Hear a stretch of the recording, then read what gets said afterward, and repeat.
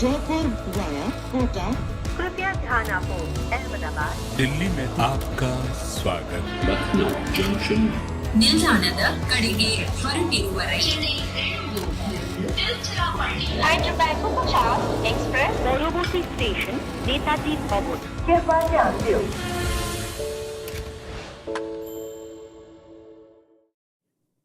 CSK get a taste of what double trouble is because Sai Sudharsan and Shubman Gill piled on the runs, broke the records and got Gujarat to 231 in their 10 overs. Shubman Gill getting 104 in their 20 overs. Sai Sudharsan getting 103. We are back at Cricbuzz Live. I'm Saiyami Kher. I have Lisa and Polly with me. I just got used to that Hyderabad game, looks like. I thought it's just a 10-over game, but... they should have gotten much more than where they reached. David Miller, Polly, he should have been getting more runs. They were 190, I think, at the 15-over point. You want to keep him? Well, I'm afraid he's out of the equation now. He had one chance. He better be getting better than that when he's playing for South Africa in the World Cup. I'm not happening 16 or 11 at the back end. I thought they were brilliant. I mean, the combination of those two, I think that's where it's going to go in the future for this team. I think they lost their way a little bit when they got to the hundreds. I think both of them were very conscious of getting that three-figure score. And then once they got out, the display that came after it wasn't good enough. You can't have no wickets down and then come in and strike at eights, I think it was, for the last two. So they'll be disappointed with that. And actually, it's given Chennai a chance. If they'd posted 260, I'm thinking the game's done and dusted. But it looks like it's a decent surface, and I think it's now gives Chennai a chance. So they'll be disappointed with that after having such a brilliant start. Well, they got to 190 because of what Shubman and Sai Sudharsan did. Both of them just looked so good today, Lisa. The partnership there, 210 runs. Manish in the studio downstairs was really upset when the wicket fell because he wanted the innings to go wicketless. Yeah, and it was certainly looking like that was going to be the case. Probably before both of them got to 100, but they picked up line and length really easily. I don't think Chennai bowled that many wides. Maybe at the back end they did, but certainly for 15, 16 overs, they only bowled maybe 2 or 3. So they were able to pick up the line and length and find the gaps as well. That was the key. But as soon as they, this is what fitness comes down to sometimes. It's not necessarily how fast you run a 2K time trial. It's actually the fitness counts now. When you're exhausted, you're spent, you've been hitting the ball and throwing your hands and your whole body into shots, and then you've still got to find a way to keep a good balance and keep a good base. And they really, both of them, just lost their way a little bit. And almost in that situation, you wanted them potentially to get out for the team's sake, to get some fresh guys in. And by the time those guys came in, just things changed dramatically for Gujarat. You felt for Sai Sudharsan because, he's never got 100. He got that 96 in the final, but he's never got the three-figure score. So you can understand him being a little bit watchful when he gets to the three-figure score. It didn't work out for the team, but I thought he played brilliantly. And as I say, I think this is his job now. It's cast in stone. This is where he needs to bat for this team. Left-hand or right-hand combination, they can develop a relationship. They're both relatively young. And going forward, I think they can have a massive impact together. So that was really good. Shubman Gill, when he got his 100, I was a little bit surprised by the celebration. And we were wondering if it was getting to him, the stress of being captain and the team not winning. And unless there was someone in the team who wouldn't give him throwdowns or wouldn't allow him to get a bat in the net or something, that clearly was a sign that he is underneath the interior. He's a bit frustrated, and he let that little bit of frustration out. Well, he hasn't had the best Shubman Gill-like season, so for him to get this 100, it was a big deal. Clearly he was sitting and watching the pre-match show as well because he's listened to the advice that you all both gave him. He kept the captaincy cap out, came on with the batter cap in, and got 104 in 55 balls. Yeah, and what we saw today or tonight was exactly what we saw last year, where he peeled off 3-4 of them.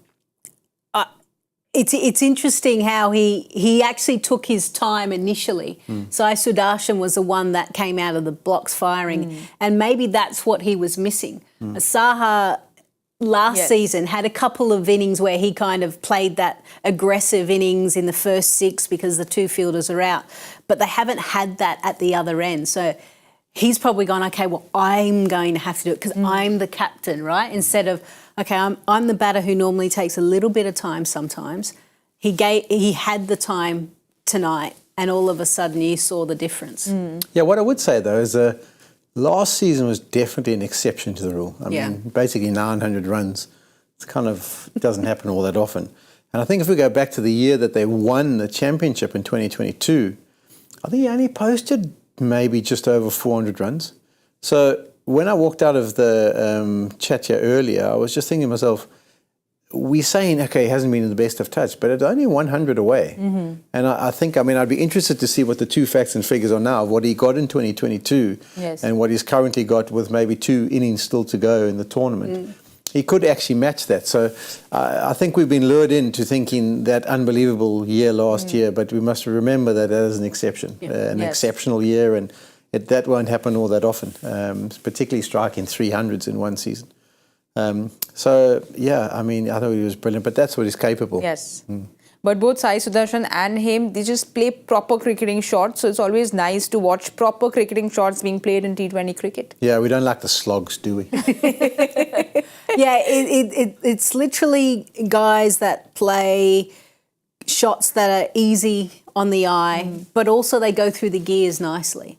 And so they can come out nice and hard, potentially they can feed off each other and then pick up where the other one's left off if one goes out. So a good understanding between the two. They've obviously spent a bit of time together, and no doubt from now on into the future there'll be Gujarat's kind of opening pair that will have plenty more innings like that, no doubt. Yeah, he kind of ebbed and flowed a little bit. I suppose only if you Travis Head or Abhishek at this stage does it just go... who just keep going bang. He just keeps going up. The other batters in the tournament, the normal people, the human beings, will maybe just have a little bit of a flow. So he started fast and pulled it back. But I definitely understand at the back end. He wanted to get the 3-figure score, and I don't think anyone would begrudge him that. He deserved it. But Sai Sudharsan paced his innings very well, and Shubman Gill, like you said, he was kind of feeding off what Sai Sudharsan was doing. But Sai Sudharsan started off a little slowly, then he, like Paulie just said, we could see the up and down. We can see here 110 strike rate, then it went to 200 strike rate when he got those 20 runs, and then went to 360. So we could see him pace it very well. Yeah, and that's what you want from your top order. To almost sometimes, I know T20 cricket tends to be a road, right? But we are coming to the back end of a tournament where it's a little bit more tired wicket. So give yourself one or two, a few deliveries just to get an indication of what the pitch is doing, and then you can start to go. I know that everyone wants to go from ball one. It's not always possible. But yeah, that demonstrated nicely how he kind of assessed the condition and then went, right. Or assessed a weakness in Chennai's bowling. For instance, a Daryl Mitchell. Okay, here's our opportunity to climb into a part-timer. So I thought tactically they were very clever. Yeah, particularly as he hasn't done the role all that much. Why he hasn't done the role all that much, I'm not too sure. Because they've got 250 partnerships previously. So you're just wondering, why wouldn't they just send this pair together? They've taken 11 games to send this pair again together. Well, it's a problem with organisations, with teams. Yeah, there's that thing called loyalty. And that's the key. That's good teams. If you look at some of the great sides in the past, people they'd get in an uproar because you'd axe some certain individual, but you can kind of work out when the time's coming, and you need to be brave enough as a coaching staff to say, listen, Vikram Sahar, we really appreciate what you've done for those 2 seasons, but I think for the best of the team, we have to, and particularly when you're not doing well, and particularly when this kind of partnership can end up winning games. I think we might have a graphic about what the different performances are. There you can have a look. Gill and Sahar, they've put on 180 runs, averaging 20, and that's in 9 innings. And then you have a look at the other ones, 328 runs in 3, averaging 109. I know this is best of 210, so they would have got, 118 in the other 2, but that's still good, 118 in the other 2. And I think you put this graphic up before the last 2 or 3 games are played, we're like, come on, guys, it's time. Yes. Pull the trigger. Because we're not as close to them, we might have not been aware of it.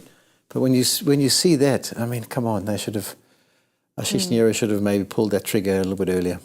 Well, today they both kind of totally derailed CSK's bowling plans. We spoke about it in the comm box as well. The spinners were a bit expensive, and even the pacers in the first 10 overs were getting hit all over the park. Tushar Deshpande again picking up 2, gave only 33 in his 4, and also Shardul gave only 25 in his 4. So both of them were impressive, but otherwise we see pretty expensive figures in that bowling department. Yeah, and what surprises me the most is Jadeja. The fact that he only bowled 2 overs, even Mitch Santner, 2 guys that have played a lot of cricket, not only for Chennai, but for their country in crucial matches. And to not be given the ball again, I think sometimes as captains you get a little bit too shy. You go, oh, hang on, or the matchup doesn't quite work. But guess what? They're quality bowlers for a reason. They can figure that out as well. So, yeah, that's probably the most surprising thing for me looking at that. Obviously, Shardul Thakur, lone soldier there with the 10 dot balls. But, the 2 finger spinners just weren't allowed a 3rd over at least. I think the most surprising thing for me is there's no ways Mitchell should ever bowl 4. 4 overs, so 52. He can do a job like 1 here and maybe 1 year, maybe get away with 2 in a match, but there's no ways he should be bowling 4. And then other people always say to us, everyone harps on about these matchups and whatever. Well, there's the reason what happens when you've got a left-hander, right-hander combination. The captain looks and thinks, I can't bowl my left-arm spinners because there's a left-hander at the crease. And that shouldn't happen. I mean, those 2 seamers have done brilliantly. Deshpande to come and do what he did, picked up the 2, and in Shardul Thakur, 0 for 25 when the rest of the team's disappearing. That was impressive. But I agree. As international spinners, sometimes those 2, you'll go into a team or into a situation where there's only 5 bowlers, and they will bowl their full quota, come what may, whether they disappear or not. So to not have gone back to them to see if they could do something at the back end, I was surprised. Well, I think the only period that they will be happy with is the back end, the 15th to 20th, because they managed to contain them in that they gave away only 41 runs, and we've not seen this. I can't remember the last time we saw a run rate of 8.20 in the back end. Yeah. As Gujarat coaching staff, you don't want to see that, right?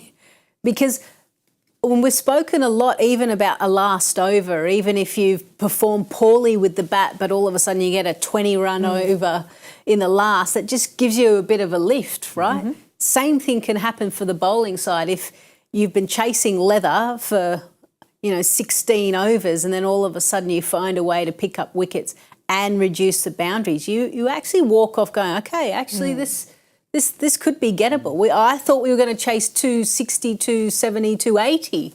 And now this is actually quite gettable in this edition of the IPL. If they win this game, there's going to be someone who plays an unbelievable knock, yes. But Shardul Thakur will take all the credit because the way he pulled that back, for them to only go at that rate at the back end, will be given the reason why they've got a chance. And it's also a case in point where the modern stadiums, they're starting to talk about how there needs to be like a batting cage.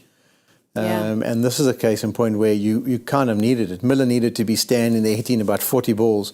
So the moment he walked in, the first one he recognised he could whack out because there was no time. When no wickets down with just 4 overs to go, there's no way you should be coming in and chewing up balls. You've got to be swinging from the hip. Well, as we know, this is a do or die for Gujarat.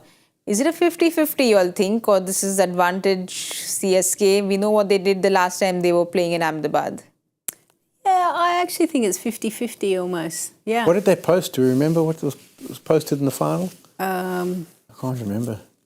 It's a long time ago. Yeah, it is. It's a whole year ago. Yeah. It's a year and a bit, actually. Yeah, so I think they've got a chance. I really do think they've got a chance. It often depends if they get off to a start. If they get some sort of partnership, I believe they've got the firepower. 214 is what has been told. As what has been told popped into our ears. Okay. So that's not far off that. We have to see, but I think they do need a partnership. I mean, that's been the struggle for CSK. And Ajinkya is coming at the top with Rachin. Ajinkya has come with Rachin, and last chance. There is no Ruturaj opening, so he will come one down. Which is a surprise. I would have thought they would have gone the other way. Why would they? And get Ajinkya one down. Yeah. Yeah. That's what he played last year, but... And that worked well for him, That worked well. Maybe overthinking. Maybe it's also just role of just go, give him the license to hit. in the power play, which was also the role given to him of just trying to attack last year. But it's our time to now get our guesses right quickly. What's the first couple of deliveries? Nothing yet to give you all any information, Lisa. Go big or go home is what you've taught me. No, it might be good. I want to say either 67 or 73. I'm not quite sure. 73. Okay, then I'll take 67. Well, so I'll go 65 to give you a bit more. Yeah, 65. 65, 73. She's like, where do I go? This is going to tell a story what she thinks about the Jinkia. And I'm going to go with 78. Okay. We're going to see some fireworks. We need to see fireworks. Yeah. Otherwise, 2:31, we need to see fireworks. And, well, for Ajinkya's sake, he needs to get going as well. So hopefully today is his day. We'll find out. We'll be giving you all the updates at the 10 over point at the Cricbuzz Combox. So we will see you all there very soon. Jaipur via Kota. कृपया ध्यान आपो अहमदाबाद दिल्ली में आपका स्वागत ನಿಲ್ದಾಣದ ಕಡೆಗೆ ಹೊರಟಿರುವರೆ Hyderabad Superfast Express পরবর্তী station Netaji ভবন। कृपया ध्यान दें